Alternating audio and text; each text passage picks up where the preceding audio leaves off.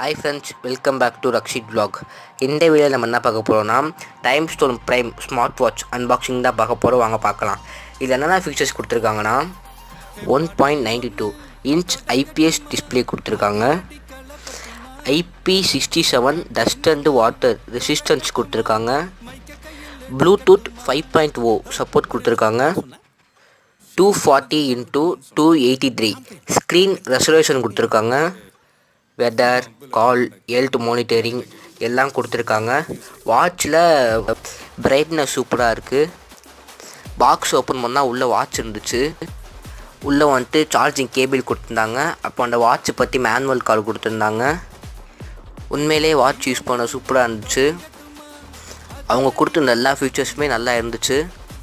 Next வீடியோவில் பார்ப்போம். Bye friends.